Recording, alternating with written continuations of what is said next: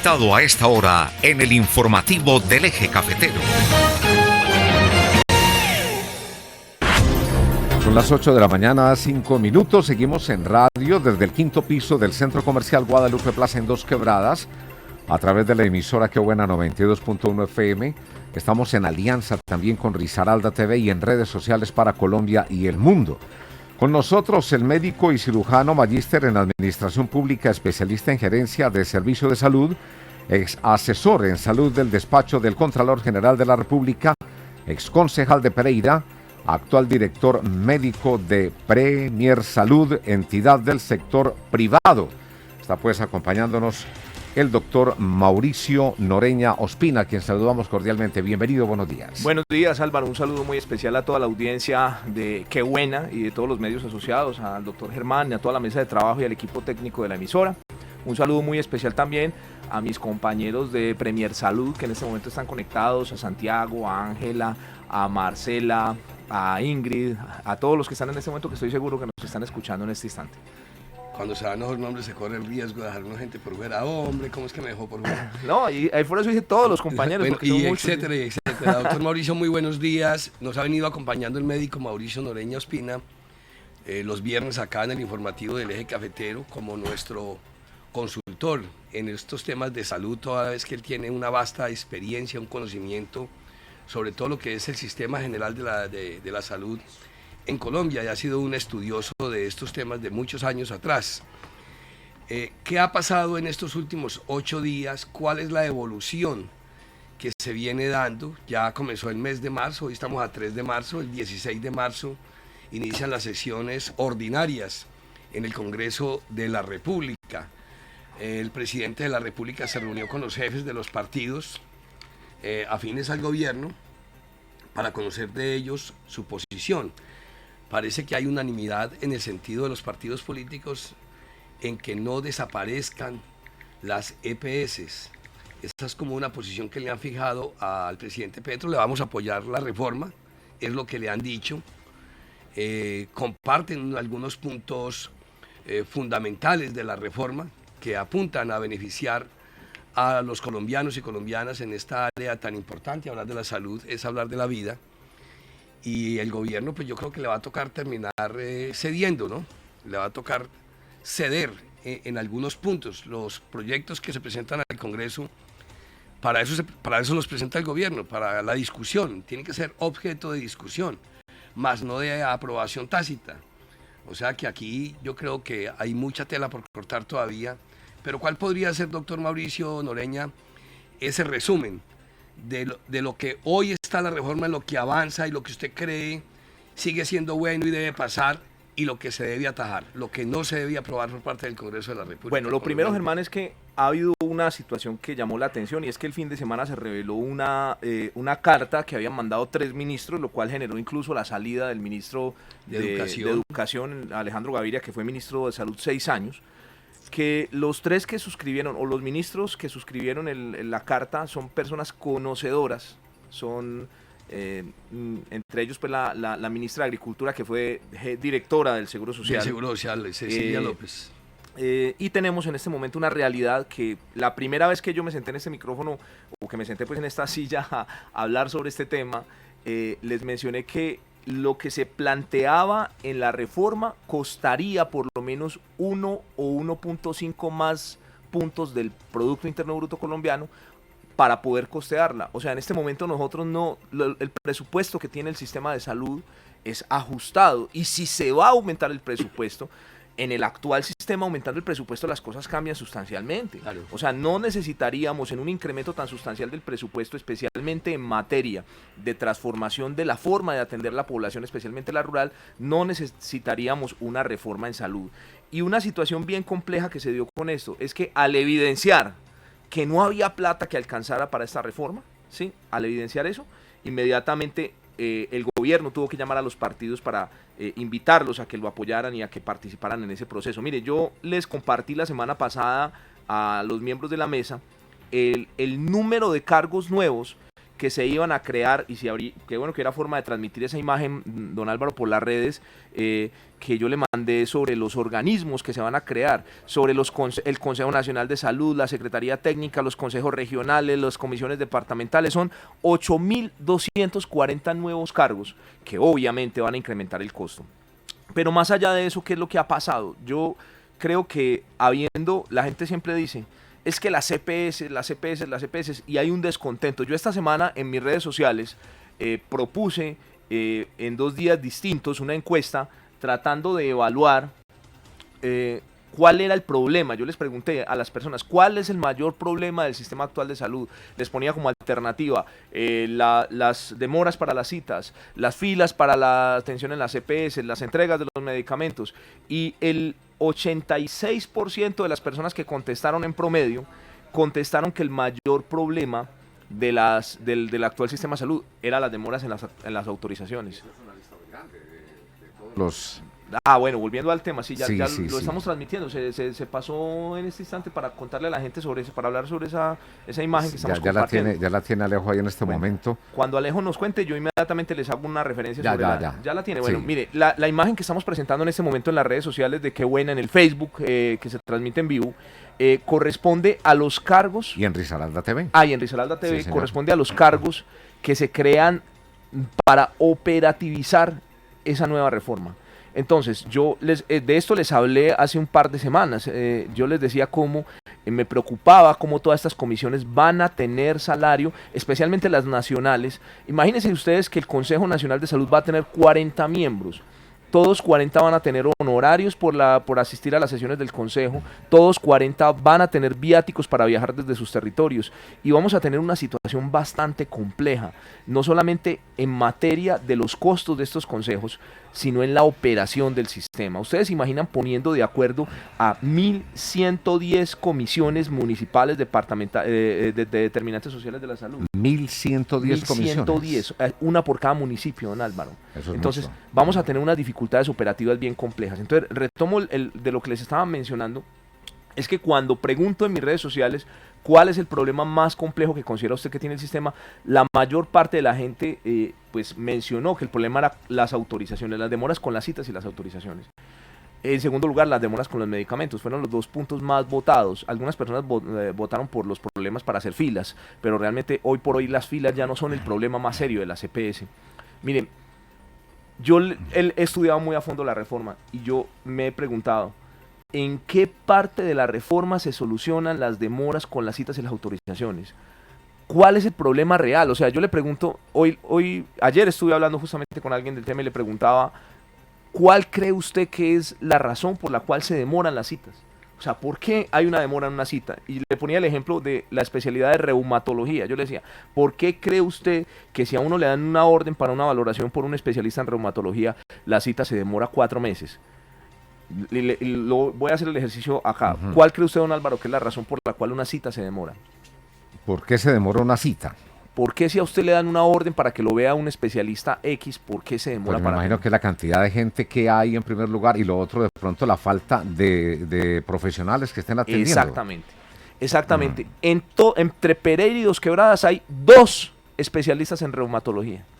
2. Para atender a las 800.000 personas de Risaralda, 900.000 personas, necesitamos por lo menos, para que hubiese suficiencia, por lo menos 10 reumatólogos, y tenemos 2. Entonces, ¿qué parte de la reforma ataca el problema de fondo, que es una falta de especialistas? Ninguno, don Álvaro. ¿Por qué? Porque es que en la medida en que el Estado va a dejar de contratar, va a prescindir de los servicios del privado, que es el que está brindando la atención en salud en este momento. Si vamos a mirar en este instante, reumatólogos contratados por el Estado, están solo los que están en el Hospital San Jorge y están por prestación de servicios, son externos al Hospital San Jorge. Como propone la reforma, que el Estado se encargue absolutamente de todo, no va a haber manera, no va a haber oportunidad de que la gente reciba las citas. Y vuelvo al ejemplo que puse la semana pasada sobre la endoscopia de vías digestivas altas. Si a usted en este momento le mandan una orden para una endoscopia, la entidad a la que usted está afiliado le da la orden para que se la haga o en endodigestivos o con el doctor Cadavid y la doctora Cobo o con el doctor Barraza o con cualquiera de los gastroenterólogos que hay en este momento prestando servicios privados. Y si a usted le dicen que vaya y se la haga al Hospital San Jorge, el San Jorge tiene gastroenterólogos externos que trabajan al interior del San Jorge.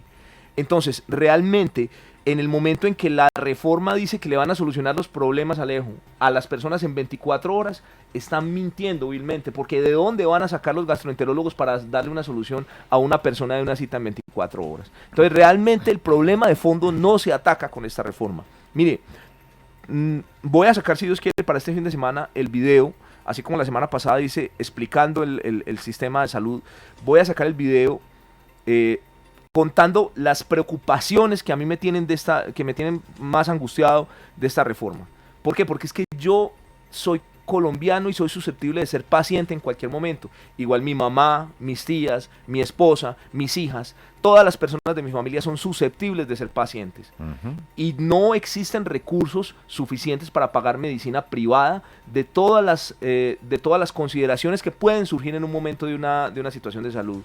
Y realmente esta reforma, que desde mi punto de vista ataca a la persona más sensible del sistema, la cuerda siempre se revienta por el lado más delgado, y el lado más delgado del sistema es el paciente. Y a mí me preocupa sustancialmente que las personas, por medio de esta situación y este cambio, van a sufrir. Y voy a sacar un video manifestando esas preocupaciones. La primera, don Álvaro, la primera, que la reforma está haciendo ver que lo privado es malo y lo público es bueno. ¿Por qué me preocupa eso? Meterle en la cabeza a la gente que es que le vamos a quitar el negocio de salud a los privados y se lo vamos a volver a entregar al Estado es una falacia. La ley determina cuánta plata puede tener una EPS para gastar en administración. Hay un porcentaje específico que es entre el 8 y el 10%, el 8 para el régimen contributivo y el 10 para el régimen subsidiado, de plata para el gasto administrativo en salud. La EPS no puede gastar más de ahí, no puede tener más dinero, incluso muchas de ellas, el año pasado, por ejemplo, 9 de cada 10 pesos que entraron para la salud fueron gastados en prestación de servicios de salud. Y alguien me decía ayer, entonces, ¿de dónde sacan más plata las EPS? Yo le decía, no, es que las EPS tienen unos capitales que tienen que demostrar antes de presentarse a prestar sus servicios, antes de afiliar personas, pero la plata operativa es lo que cuesta operar ese sistema y contratar todo ese personal para que atienda las necesidades de la gente. Y yo, ahí voy con la segunda preocupación. Llevamos 30 años de un sistema afinándolo, organizándolo, con sufrimiento de mucha gente, para que empiece a funcionar después de esta madurez del sistema de manera más acertada, con muchísimos errores que hay que mejorar, y justo cuando estamos llegando al punto de beneficio para la población, lo van a cambiar, y lo van a cambiar por un asunto ideológico, porque esto no es un asunto de operatividad, no hay un estudio técnico, científico, que demuestre que el sistema tiene que cambiar así. Yo ya revisé toda la exposición de motivos y no existe un sustento científico en la exposición de motivos o una evaluación técnica objetiva que permita decir que es que el sistema está funcionando mal. Bueno, el próximo lunes los 3 partidos van a presentar ante la Cámara de Representantes su propuesta también para los cambios que ellos quieren en esta reforma de salud. Entre ellos está el partido de la U, está el Partido Liberal también.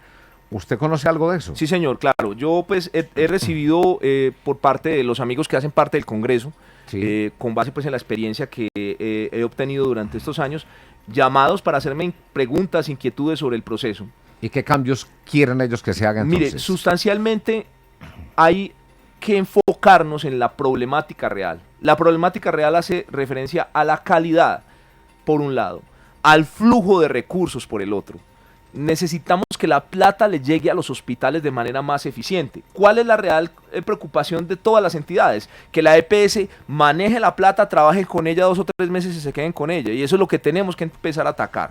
O sea, yo, como se lo digo a todos los amigos, cada que yo estoy hablando me dicen, es que usted está defendiendo las EPS. No, yo estoy defendiendo un sistema que ha funcionado hasta el momento y que estamos afinando. Las EPS no, yo no trabajo para ninguna. Sí, ni ninguna me paga, ni soy defensor de ninguna. Estoy afiliado a una y he recibido un buen servicio, igual que mis familiares de las demás donde están afiliados. Pero Lo que realmente me preocupa a mí en este momento, o lo que tiene preocupado a ese grupo general de partidos que hay que transformar del sistema, es que llegue la plata eficientemente al prestador de servicios. Segundo, la estabilidad y el salario del profesional de la salud. Para nosotros, como profesionales de la salud, es muy difícil que nos estén contratando cada mes, que le estén entregando un contrato a mis colegas que nos estén escuchando, que nos estén viendo. Cada 2 meses tienen que llevar papeles para un nuevo contrato. Y trabajando por prestación de servicios, donde todo mundo en diciembre y en junio recibe una prima. Y yo le aseguro que médicos, enfermeras y auxiliares de enfermería que nos están escuchando... Pero así es que funciona en este momento. En este momento funciona eso, así. y ellos quieren cambiar eso. Por supuesto. Eso es lo que queremos cambiar. Entonces, ¿usted está de acuerdo en esa parte con la reforma de salud? No, la reforma de la salud propone un cambio que es muy complejo, don Álvaro, que es muy complejo. Porque ellos hablan de acabar con los contratos. Sí, pero eso es una reforma laboral, esa es la reforma laboral. Pero tiene que ver con lo mismo. Con lo mismo, desde luego. Esa es la parte, digamos, como lo dije el primer día, es la parte buena de la reforma. Fueron los 4 puntos que yo dije que me gustaban de la reforma. Uno de ellos es que se trata de un enfoque para que el personal de salud tenga un contrato estable, pero con base en lo que vimos hace poco, ese contrato no va a ser al sueño que tenemos todos, que es ganar un salario equivalente a lo que ganamos por prestación de servicio.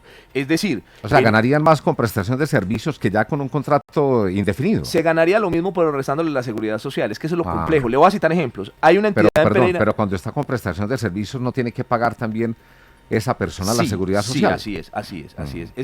Es un lío muy complejo de flujo de caja. Voy a citarle un ejemplo muy sencillo. Confamiliar Risaralda, para decirlo con nombre propio. Confamiliar contrata de manera externa a sus profesionales de la salud. Hasta hace poco empezaron a contratarlos por nómina, los empezaron a pasar a la nómina de Confamiliar. Y un médico, para poner un ejemplo muy sencillo, que tenía un sueldo por prestación de servicio de 5 millones, pasa a Confamiliar a ganarse 3. Entonces, para muchos, esa reducción en la percepción de ingresos, que es que con los 5 le tocaba pagar la seguridad social, que con los 5 le tocaba pagar todo lo que va anexo a eso, pero usted tenía la libertad también de poder decir hoy no voy a trabajar o mañana tengo un permiso y sacarlo cuando usted considerara. Eso es un lío muy complejo para nosotros los profesionales de la salud, que nos estamos enseñando a que el trabajo que estamos prestando es a través de prestación de servicio. Y todos los profesionales de la salud se meten en la cabeza que ya a diciembre les van a cancelar el contrato y que tienen que volver a mitad de febrero. Y que ya, y todo mundo en diciembre recibe su primita y el médico y la enfermera y el auxiliar de enfermería y el odontólogo no la reciben. Todos se están acostumbrando a que cada mes tienen que saber ya que es que cómo se meten a las plataformas, pagan su planilla de seguridad social. Por Dios. Tengo amigos que se han pensionado con un salario mínimo, don Álvaro. Colegas míos, médicos, que se tuvieron que pensionar con un salario mínimo porque, o con 2 millones de pesos, porque después de quemarse las pestañas, pues, y después de trabajar como trabajan, entonces, para un salario mínimo, sí es muy complejo. Entonces, ese es tal vez el punto sobre el cual están trabajando en este momento en el Congreso. Se está enfocando en que la calidad del servicio sea la óptima, o sea, la calidad es una de las quejas más preponderantes, que no haya filas y que los tiempos de espera sean reducidos, y ese en el modelo que se prevé o los artículos que se prevé modificar son como el enfoque. Yo pues hago la cuña que acá en Risaralda hay un senador que yo conozco particularmente, que es un senador del Partido Liberal, se llama Juan Pablo Gallo, quien ha estado muy pendiente de ese tema, tuvo la deferencia de llamarme y pedirme el apoyo técnico en ese aspecto, y creo yo que allí hay un camino muy amplio de personas que están interesadas en discutir esto de una forma diferente, no ideológica, porque la medida en que se le mete ideología a esto, en que le metemos que es que el privado es malo y los oligarcas y los ricos de las empresas y que... No, hombre, no. Entonces, ¿la educación qué? La educación es un servicio público también. Y es un servicio público tan importante como muchos de los demás, no tan importante como la salud obviamente, pero vamos a mirar cómo es la optimización del servicio público de la educación prestado por privados y cómo funciona prestado por el Estado. Y el problema grave del costo de la prestación de servicios del Estado es que mientras que el servicio de la salud prestado por el privado cuesta X, el público cuesta 2 o 2.5X. O sea, 2 veces o 2 veces y media más el costo hace que los precios que se pagan o la plata que tiene que entrar para poder mantener la red completa de los prestadores con base en el Estado. Por otra parte, voy a contarle una cifra, don Álvaro. En Colombia tenemos 1.110 municipios mal contados, 1.122 es la cifra que yo tengo real. Sí. El 64% de los municipios, cuenta con una única IPS pública, una empresa social del Estado. El 74%, 772 municipios tienen una única entidad, una empresa social del Estado. El Estado, no de ahora, de hace 50, 30, 25 años que se creó esa empresa social del Estado, ha sido el responsable de ese hospital. No con la ley 100, desde antes también. El Estado ha sido el responsable de ese hospital. El Estado ha sido el que lo ha manejado. El Estado ha sido el que le ha entregado las camas, el Estado es quien ha administrado la nómina, es quien ha administrado el presupuesto. La pregunta mía es, si el Estado ha sido bueno para la salud y si la salud prestada por el Estado es buena, ¿por qué esos hospitales están quebrados? ¿Por qué esos hospitales tienen problemas de nómina? ¿Por qué esos hospitales tuvieron que ser liquidados? ¿Por qué esos hospitales mantienen con problemas para pagarle la nómina a los empleados? Y la excusa es que las EPS no pagan. Hombre, hace 2 planes nacionales de desarrollo aparece la figura del giro directo, como la posibilidad de que las entidades le cobren directamente a la ADRES, anteriormente al FOSIGA, la plata que le adeudan las EPS. Entonces, no necesariamente es cierta la realidad de que es la falta de flujo de recursos. Ahora bien. Entonces, ¿qué está pasando con eso? Que el cuento es el mismo. Las EPS no pagan, como usted lo acaba de decir. Sí, lo dije. No, las EPS tienen problemas de caja de mucho tiempo atrás. Y yo reitero, mi defensa no es hacia las EPS. Aquí hay que cambiar el flujo de caja. Y fue lo primero que yo les manifesté a las personas que me han preguntado sobre eso. Pues usted lo dice porque es lo que se comenta. Las EPS no pagan. La EPS ha venido reteniendo facturas y pagos, pero también el hospital público ha sido ineficiente en la facturación y en la gestión de los cobros. Mire, alumnos míos en la especialización en gerencia de la calidad de la auditoría, en la cual yo soy docente, me llaman frecuentemente a que les ayude a gestionar o que les ayude a negociar los cobros de entidades públicas, de hospitales de municipios de 3 y 4 años atrás, y me piden asesoría en la negociación de la cartera. Hombre, ¿cómo es que hay hospitales que llevan 3 y 4 años sin cobrar las facturas? 3 y 4 años, don Álvaro, sin cobrarle a una entidad. O sea, ya hay negligencia entonces del hospital. Muchas veces. Que dejan de cobrar a tiempo las cosas. No estoy diciendo que ese es el único problema, don Álvaro, pero muchas veces existe un problema de negligencia de facturación. Pero adicional a ello, existen bemoles, como los mencioné el primer día que estuve en esta mesa, que en algunas ocasiones desvían los recursos, o los desvían no, generan una prioridad de recursos, como los contratos de vigilancia, como los contratos de obra, como los contratos de administración de alimentos, como los contratos de medicamentos, que tienen una carga económica muy alta para el hospital, y que en la medida en que eso se estructurara de una forma adecuada, por unas cooperativas, por medio de un proveedor único del Estado, por medio de unas compras por Colombia Compra Eficiente, de una forma distinta, eso generaría una optimización del gasto. Porque usted va a mirar los presupuestos de los hospitales y muchas veces esos hospitales tienen más carga presupuestal hacia los servicios que no son su misión. El servicio misional de un hospital es atender los enfermos, ¿sí? O atender los aliviados para que sigan aliviados. Ese debería ser el mayor rubro. Y muchas veces los mayores rubros van enfocados en la ambulancia, en los gastos administrativos de la ambulancia, en los gastos reitero, de vigilancia, de pago de insumos médico-quirúrgicos, que están a unos costos que deberían ser regulados por el Estado, para que eso se vuelva eficiente. Y desafortunadamente allí ha habido una muestra y una evidencia de desviación de recursos, que en este momento hay personas hasta en la cárcel a nivel nacional por problemas de compras de medicamentos, por problemas de compras de insumos. Y ahí es donde tiene que haber un enfoque de transformación real, don Álvaro. La corrupción. Ahí vuelve y juega. Desafortunadamente. Bueno, esto da mucha tela para cortar todavía. Ya finalmente, porque tenemos ya un invitado a las 8:30 de la mañana también, y lo esperamos el próximo viernes para seguir hablando del tema. Finalmente, ¿qué piensa usted entonces? ¿Hasta cuándo se va a ir esto? Con este tire y coge, con tantas propuestas, con tantos reclamos, con tanta controversia que ha generado esto, con la presentación de nuevas propuestas por parte de los partidos políticos. ¿Hasta cuándo se va a ir esto? ¿Qué solución le ve usted a esta situación? Yo considero que hay una necesidad urgente de que la ministra entre en reflexión sobre el corte idealista o ideológico de la reforma. O sea, que dejemos de volver esto una lucha entre izquierda y derecha, o entre izquierda y centro, y lo volvamos una lucha del usuario y el afiliado, la persona que está en ese momento enferma y tiene miedo de que se va a quedar sin quien le entregue los medicamentos. De aquel que tiene pendiente una cirugía y tiene miedo que no se la hagan.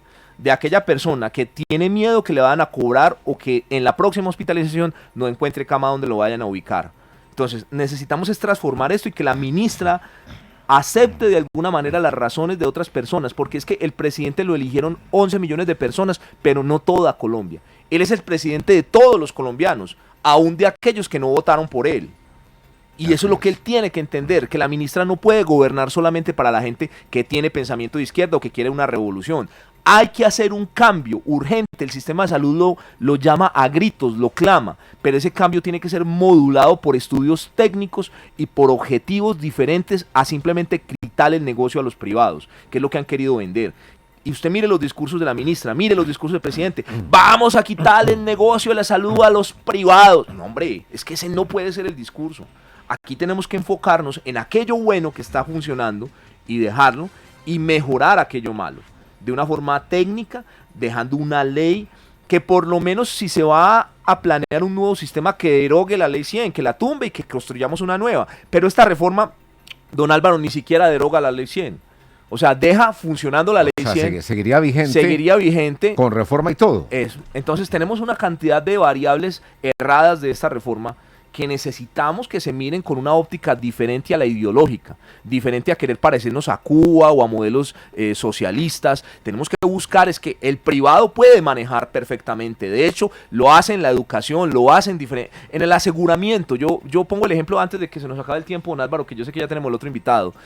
Imagínese usted que en Colombia fuera obligatorio que todos los carros tuvieran póliza, que todos los vehículos, carros, motos, camiones, busetas, tuvieran póliza de responsabilidad de daño a terceros, como lo es en los Estados Unidos, que tenemos audiencia en Estados Unidos. Que uno no puede sacar un carro allá sin haber comprado un seguro obligatorio de daño a terceros. Depende del estado, ¿no? Bueno, hablemos del estado de Nueva York, por ejemplo, donde en Nueva York uno no puede sacar el carro si no tiene la póliza, si no tiene la póliza de daños.